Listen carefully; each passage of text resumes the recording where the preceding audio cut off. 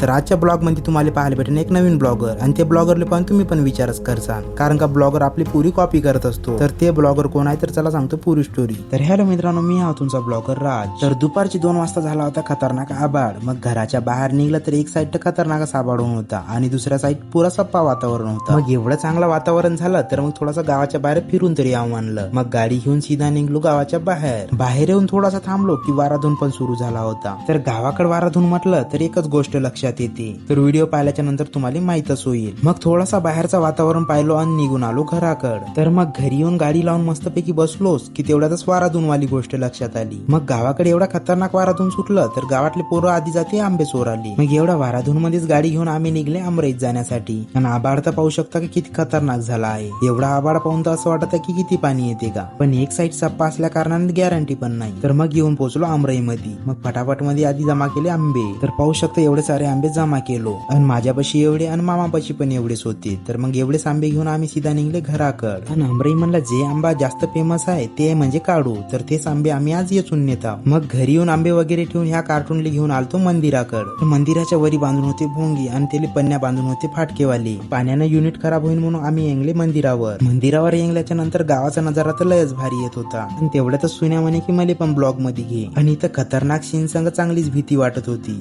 मग तिथं पन्नी वगैरे बरबक केलो आणि उतरून आलो खाली. तर माझी कॉपी करत माझा भाषा पण बनला होता ब्लॉगर. तर जसा माझा इंटरेस्ट व्हिडिओ क्रिएटर बनण्यामध्ये आहे तसा माझ्या भाषाचा पण आहे, कारण का घरी कॅमेरा वगैरे पण राहते आणि माझे व्हिडिओ पण पाहते तो, त्याच्या कारणाने तो माझेच कॉपी करायला पाहते. तर मग सर्व वातावरण साफ झाल्याच्या नंतर पाऊस चालू झाला. तर मग हे तर गोष्ट अशी झाली की बिन मोसम बरसातवाली. तर मग आजच्या ब्लॉग मध्ये बस एवढंच. तर असे डेली ब्लॉग पाहण्यासाठी लवकरात लवकर फॉलो करून घ्या.